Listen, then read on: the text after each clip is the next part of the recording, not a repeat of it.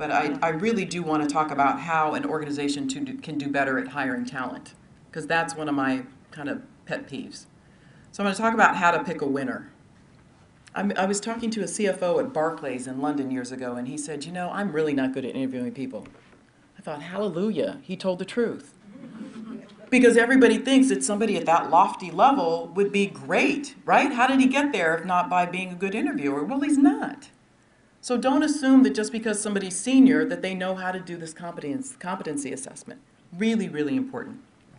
A failure to pick winners diminishes organizational effectiveness and their financial performance. Failure to pick winners. If you can't fairly and rightfully assess competencies, you can't pick good people. During the recession, it was kind of interesting because the mindset was, shoot, there's so many people out of work, you know, people will be flocking to us.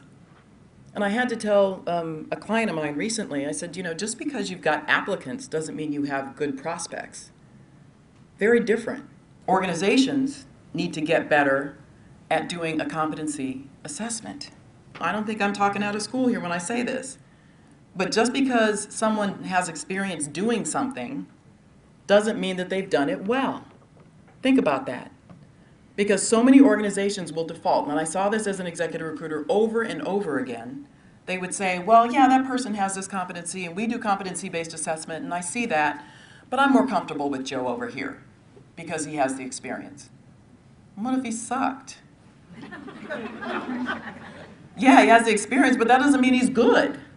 Really, think about it. These workers who are not engaged or challenged cost the organization through turnover.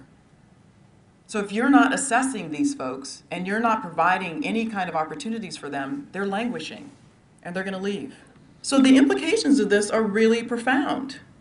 And it really bothers me because, you know, more people are comfortable hiring people like themselves, but that flies in the face of diversity. And I'm not talking about diversity just for diversity's sake. I'm talking about if you want to talk about innovation, it starts by having diversity. So the whole idea of picking a winner is really critical. So let me take you through just a few key points that I want you, all of you, because all of you are responsible. I don't care if you're, as I say, a small business owner managing teams, it doesn't matter. Get some clarity about what's required. What do you really need? I literally have had clients who have job descriptions that are 20 years old. I'm not kidding you. 20 years old. They just keep recycling the same old job description. So think about what it is that you really need. Get rid of the arbitrary requirements. Do you really need, yes, you might need a CPA in an accounting firm, yes. Do you need an MBA? Yeah, maybe, you know, some of us are pretty smart, but I don't think that defines, an MBA doesn't define people, nor does a JD or any other degree. So make sure that you've got requirements that are really meaningful. Do the competency-based interviews. Competency-based. Being able to deconstruct the elements. That's what allows you to identify people that are coming from completely different industries, completely different functions, to know that they can work in this particular one. And you, as the individual who might be the job seeker or vendor, you're able to tell somebody. Tell people what makes you good. Tell them. And lastly, seek diversity on the team.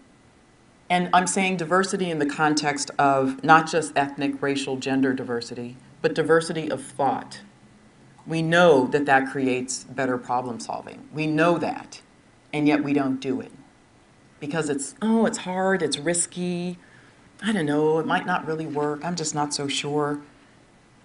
But assessing the existing people too, in their competencies, in their collective competencies, is really important. By that I mean, so let's say you've got a team, and you know the team is made up of relatively young people. Wouldn't it make sense to maybe get somebody who's got a little bit more experience in this case, might be a distinctive differentiator, adding to the diversity of the team.